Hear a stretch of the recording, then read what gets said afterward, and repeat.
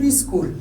Donc cette séance, on va traiter deux exercices qui concernent la nature du message nerveux. Donc l'exercice numéro 1, on se propose d'étudier certains aspects de la naissance et de la propagation de messages nerveux. Le document 1 représente schématiquement deux types de fibres nerveuses A et B. Donc identifier plutôt ces deux types de fibres. Donc la fibre A, donc l'axone entouré par une gaine de Schwann. L'axone entouré par une gaine de Mili, le tout est entouré par une gaine de Schwann. Donc nous allons dire que la fibre A est une fibre amyélinisée, la fibre B est une fibre myélinisée. La deuxième question.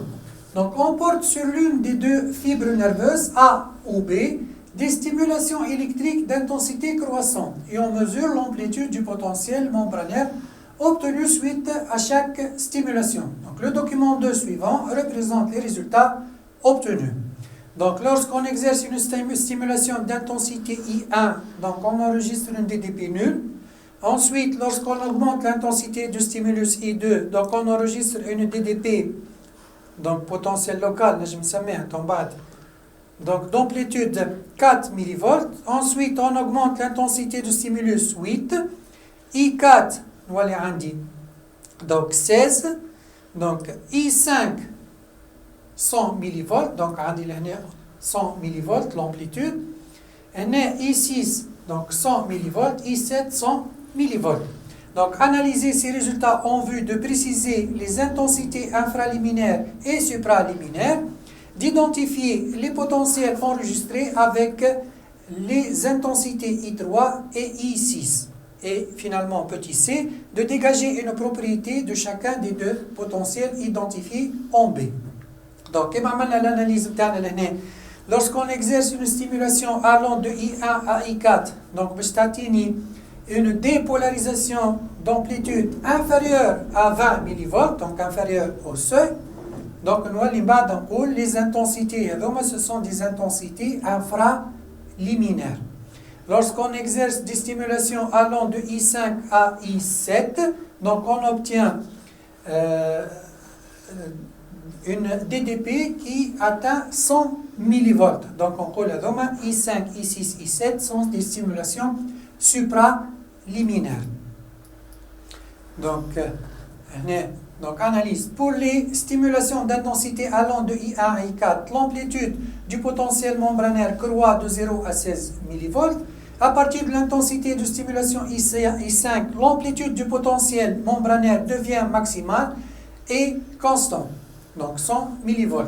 Donc, de préciser l'intensité infraliminaire et supraliminaire, donc I1 I4, ce sont des intensités infraliminaires. Par contre, à partir de l'intensité I5 jusqu'à I7, donc les intensités fait tout. La valeur seuil, une amplitude de 100 mV, donc il s'agit d'un PA. Donc ces intensités sont supraliminaires. Donc d'identifier les potentiels enregistrés. Donc I3, on obtient un potentiel local. I6, donc un potentiel d'action.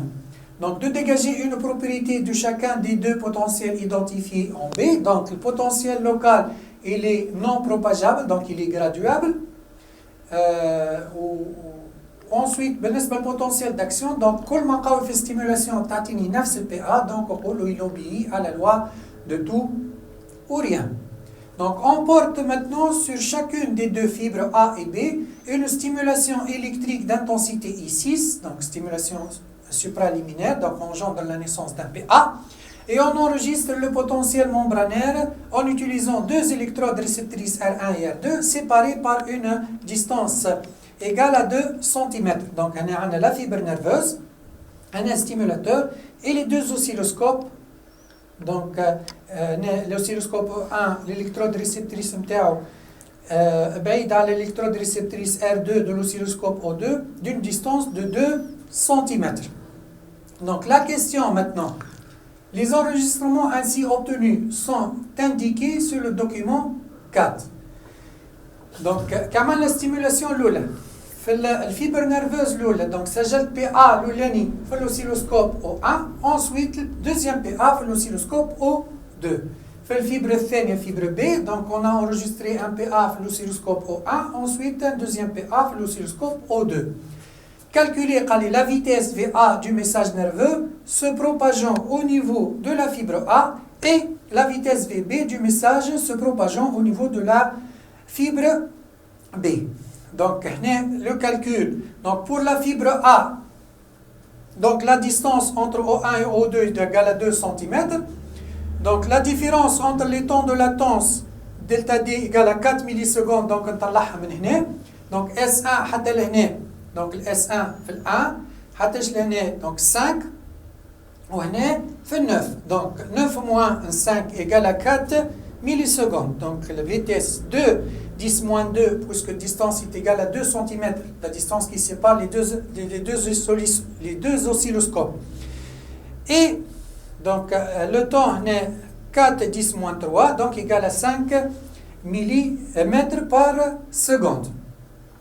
Pour la fibre F, qui est S2, ou le point est donc 2 millisecondes, pardon, donc 2 millisecondes, donc 2 millisecondes, ou donc 3 millisecondes. Donc, on a la différence, donc je n'ai delta D égale à 1 milliseconde. Donc, on a la vitesse, la distance sur le temps, on a 20 mètres secondes moins 1.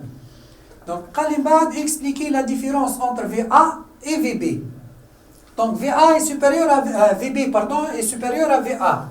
Donc, cette différence de vitesse est expliquée par le mode de propagation du message nerveux qui est saltatoire et rapide au niveau de la fibre myélinisée, les fibres B, alors qu'elle est de proche en proche et moins rapide au niveau de la fibre A myélinisée, la fibre A. En plus, le diamètre de la fibre B qui est supérieur à celle de la fibre A. Quand on revient en arrière, donc l'axone, le diamètre est plus faible par rapport à la fibre B.